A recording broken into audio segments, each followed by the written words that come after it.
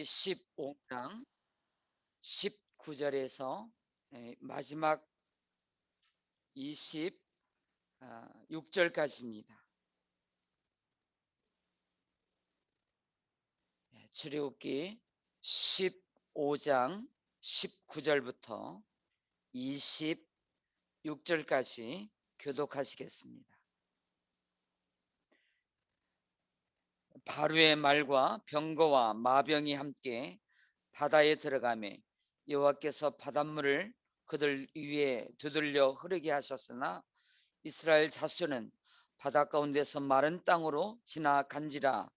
아론의 누이 선지자 미리암이 손에 소고를 잡음에 모든 여인도 그를 따라 나오며 소고를 잡고 춤추니 미리암이 그들에게 화답하여 이르되 너희는 여호와를 찬송하라. 그는 높고 영화로우시며 말과 그 탄자를 바다에 던지셨음이로다 하였더라. 모세가 홍해에서 이스라엘을 인도하며 그들이 나와서 수르 광야로 들어가서 거기서 사흘 길을 걸었으나 물을 얻지 못하고 마라에 이르렀더니 그곳 물이 써서 마시지 못하겠으므로 그 이름을 마라라 하였더라. 백성이 모세에게 원망하여 이르되 우리가 무엇을 마실까 하며 모세가 여호와께 부르짖었더니 여호와께서 그에게 한 나무를 가리키시니 그가 물에 던지니 물이 달게 되었더라. 거기서 여호와께서 그들을 위하여 법도와 율례를 정하시고 그들을 시험하실세 이르시되 너희가 너희 하나님 나 여호와의 말을 들어 순종하고 내가 보기에 의를 행하며 내 계명의 귀를 기울이며 내 모든 규례를 지키면 내가 애굽 사람에게 내린 모든 질병 중 하나도 너희에게 내리지 아니하리니 나는 너희를 치료하는 여호와임이라. 아멘. 홍해 바다를 건넌 이스라엘 백성들은 자기도 모르게 찬양이 나오고 춤을 덩실덩실 추었습니다. 그렇게 길을 갔습니다. 그날 하루 종일 걸으면서 찬양이 쉼없이 나왔습니다. 그날 밤에 오손도손 모여서 그날 홍해를 건넜던 이야기, 이 기적 같은 이 사건을 서로 이야기하면서 찬양하면서 뜬 눈으로 밤을 지낸 이들이 너무 많이 있었을 겁니다. 그 다음날 또 구름 기둥이 출발을 하니까 짐을 싸서 또 출발을 하면서 또 바다를 건넌 이야기 찬양하면서 그렇게 또 하루를 보냈습니다. 그러다가 사흘길쯤 가다가 물을 만나지 못합니다. 사람들이 목이 마랐습니다. 그러다가 저 앞에 큰 저수지를 만난 겁니다. 물이다 하고 달려가서 물을 마셔봤는데 물이 너무 짜다 못해 씁니다. 홍해 바다에 저기 사해 바다에 그 물에 들어가면 소금기가 얼마나 많은지 수영을 못해도 둥실둥실 뜹니다. 눈에 들어가면 얼마나 따가운지 몰라요. 물이 짜다 못해 씁니다. 이 저수지에도 너무너무 쓰니까 마라, 쓰다 그렇게 소리치게 되었고 이스라엘 백성들은 모세와 하나님을 원망하게 됩니다. 22절 봅니다. 모세가 홍해에서 이스라엘을 인도하며 그들이 나와서 수르 광야로 들어가서 거기서 사흘 길을 걸었으나 물을 얻지 못하고 마라에 이르렀더니 그곳 물이 써서 마시지 못하겠으므로 그 이름을 마라라 하였더라. 백성이 모세에게 원망하여 이르되 조금 전까지 그렇게 하나님을 찬양했던 이스라엘 백성들이 사흘 만에 원망으로 돌아서게 되었습니다. 저들이 왜 원망하게 되었을까요? 물론 주어진 환경이 힘들고 어려우니까, 목마르니까, 물을 만났는데 마시지 못할 정도로 쓰니까 자연히 생각 없이 불평하고 원망이 터져 나온 겁니다. 자, 이게 우리 사람들의 모습입니다. 그런데 이렇게 원망하면 안 된다 하는 것이 오늘 말씀에서 우리에게 교훈해 주는 겁니다. 분명히 원망할 상황입니다. 그런데 원망하면 안 된다. 이것이 오늘 우리에게 주시는 하나님의 메시지입니다. 오늘 말씀의 제목은 고난 중에 받은 복을 기억하면 생기는 일. 그 일이 무엇일까요? 그 말씀을 드리고자 합니다.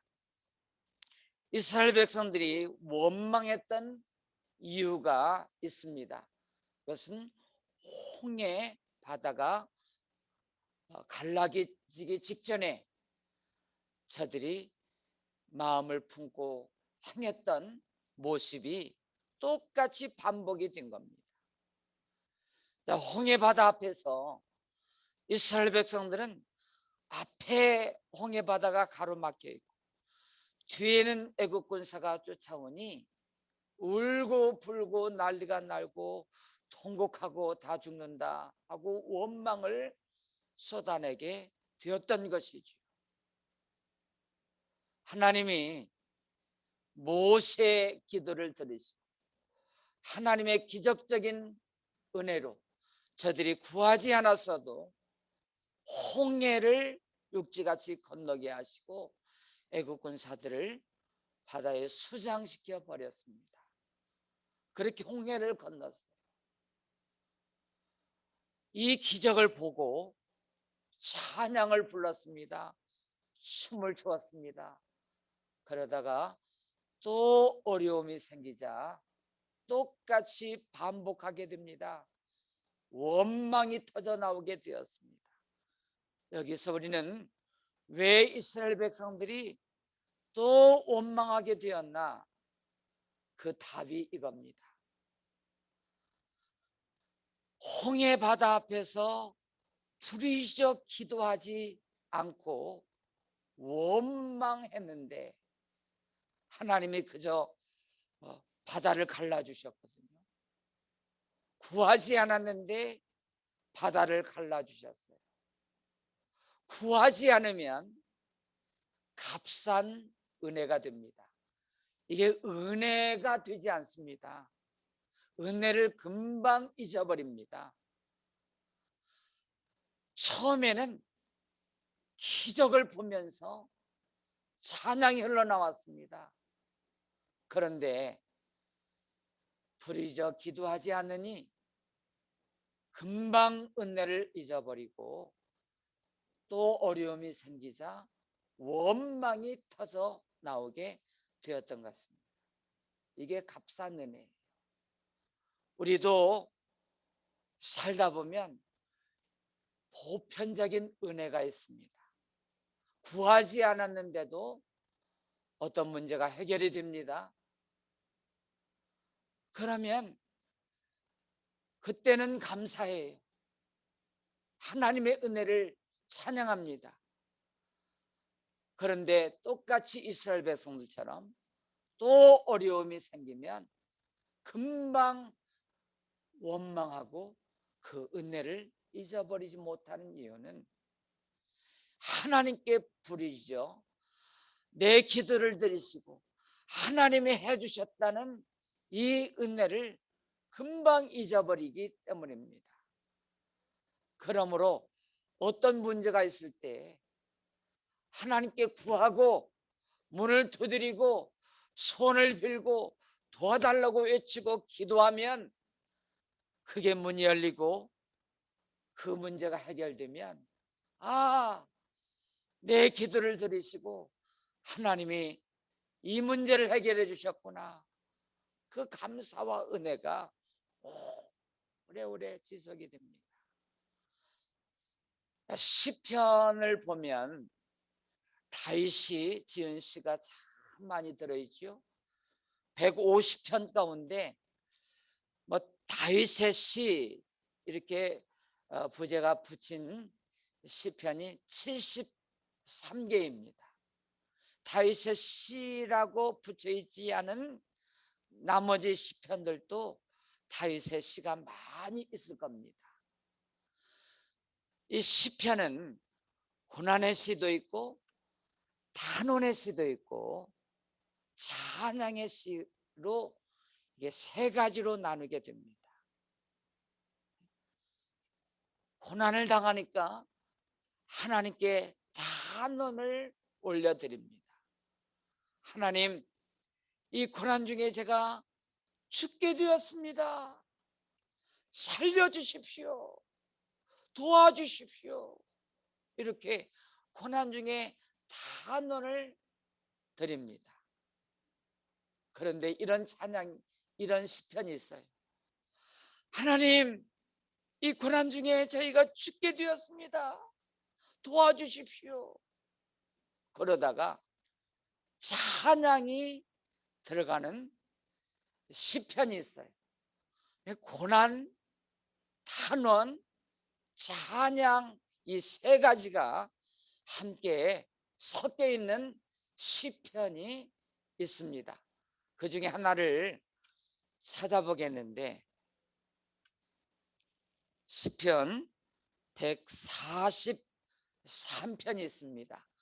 이 찬양을 보면 고난 중에 왜 우리가 받은 복을 기억해야 되는지, 그리고 고난 중에 받은 복을 기억하면 어떤 일이 생기는지 이 시편을 보면 답이 나오게 됩니다. 시편 몇 편이라고요? 143편입니다. 3절부터 봅니다.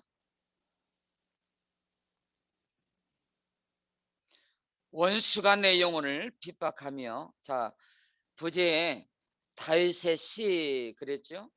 의로운 인생의 개인 탄원시라고 하는 부제가 붙여 있습니다. 3절을 제가 읽습니다. 원수가 내 영혼을 핍박하며 내 생명을 땅에 엎어서 나로 죽은 지 오랜 자같이 나를 흑암 속에 두었나이다. 그러므로 내 심령이 속에서 상하며 내 마음이 내 속에서 참담하니이다. 이 상황을 여러분들이 짐작할 수 있겠죠? 원수가 자기를 죽이려고 지금 너무너무 힘든 고난의 시간을 보내면서 하나님 앞에 탄원을 올려드리는 겁니다. 이때 다윗이 어떻게 했는가? 5절 보겠습니다. 5절을 다 같이 함께 읽습니다. 시작. 내가 옛날을 기억하고 주의 모든 행하신 것을 읊조리며 주의 손이 행하는 일을 생각하고. 무엇을 기억했대요? 옛날을 기억했대요. 옛날에 무엇을 기억했을까요? 다윗이 받았던 복을 기억했습니다.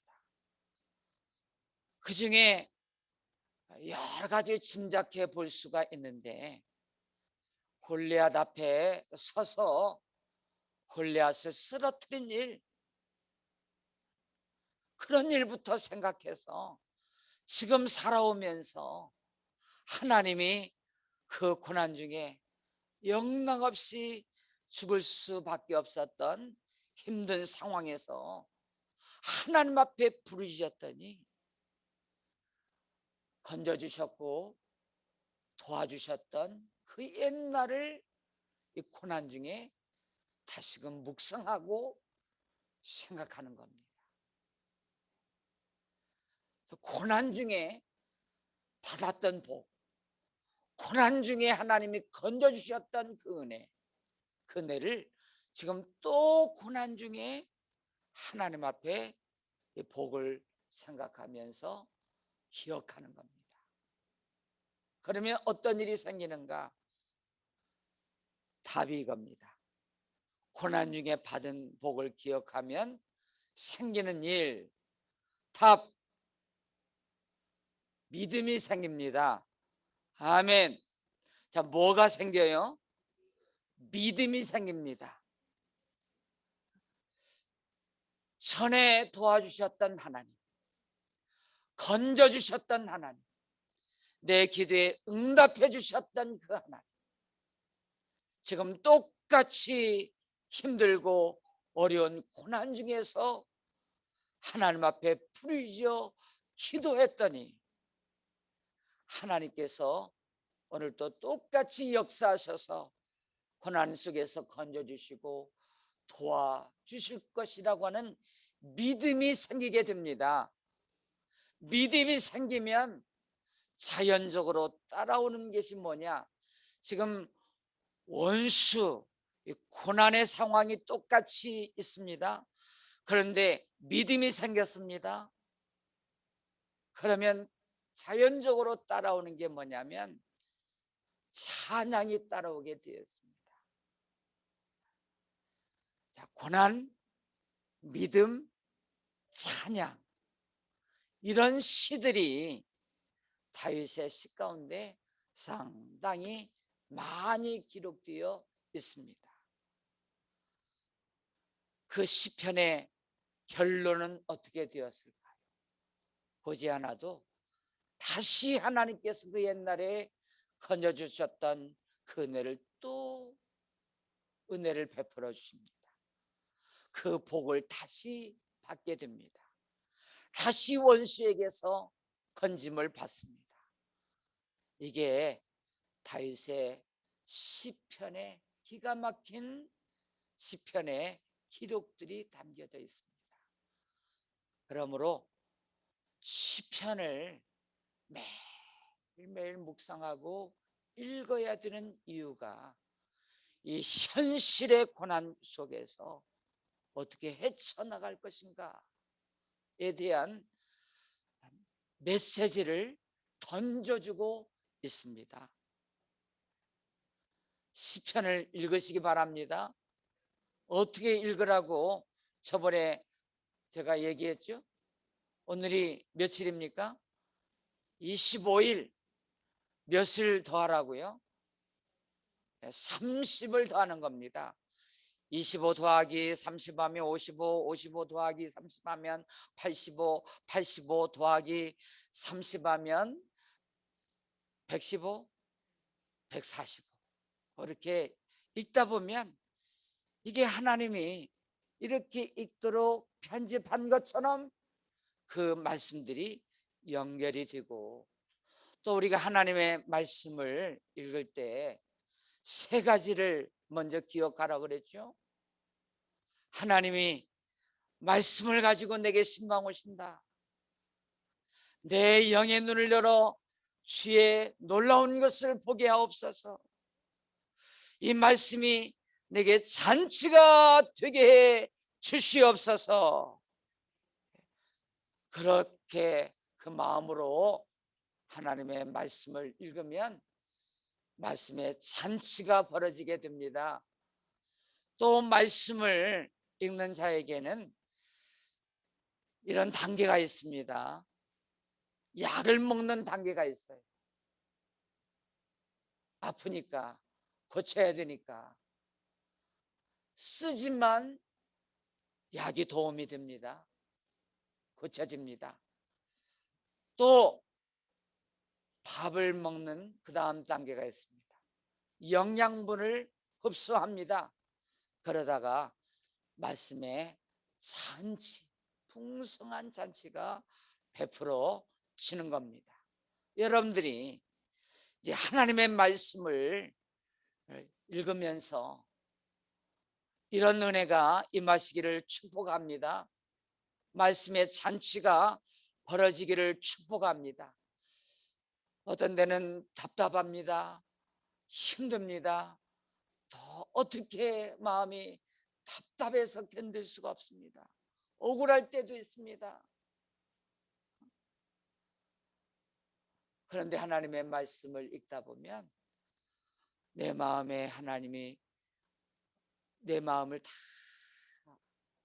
아시는 것처럼 그 말씀을 통해서 마음을 시원하게 해결해 주는 말씀을 만납니다. 그럴 때 내 영혼에 기쁨, 잔치가 벌어지는 겁니다. 이런 말씀의 잔치가 매일매일 벌어지는 축복의 인생 되시기를 축복합니다. 아멘.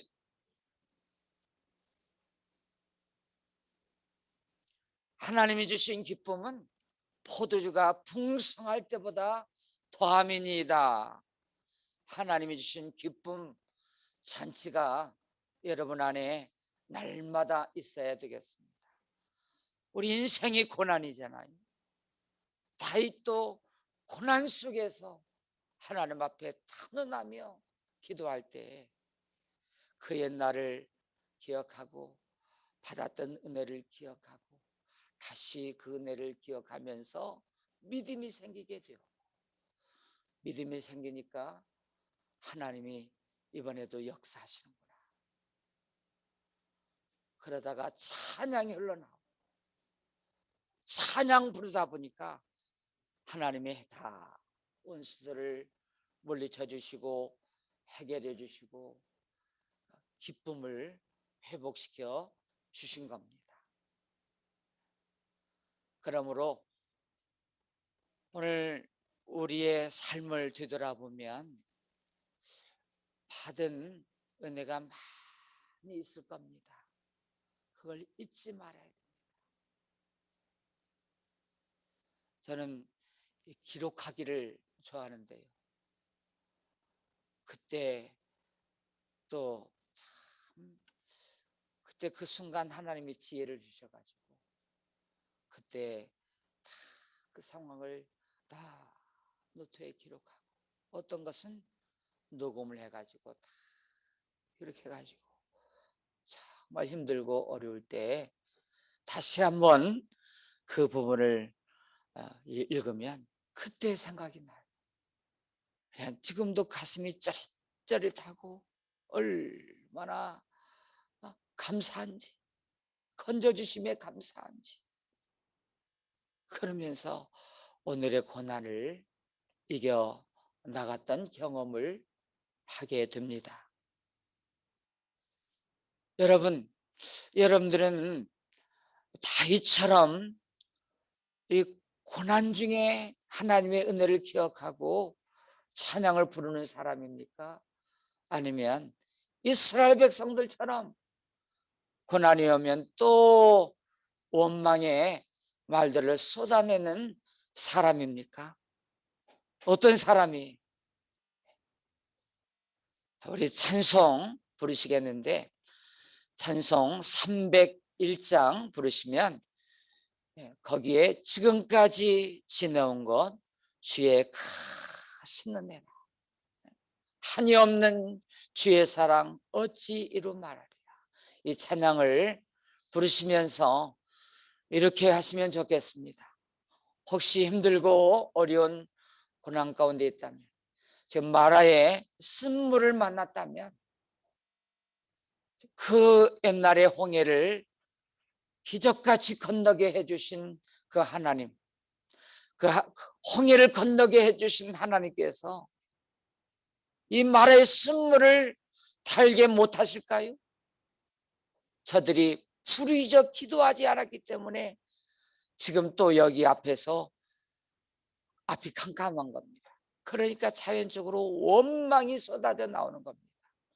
그 홍해 앞에서 하나님 앞에 부르짖어 기도했더라면 하나님께서 오늘 이 쓴물도 달게 해주신다고 하는 믿음이 생겨서 거기서 기도하고 믿음이 생기고 다시 찬양이 불러지게 될 것인데, 그래서 이 찬양을 부르시면서 그 믿음이 회복되고 우리의 찬양이 하나님 앞에 올려지게 되시기를 바랍니다. 찬양 부릅니다.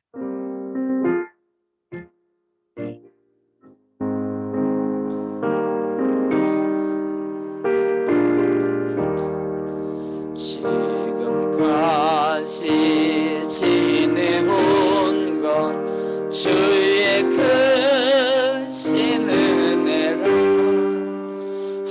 한이없는 주의 사랑 어찌로 말하랴. 찬나게나 주의 손이 항상 살펴주시고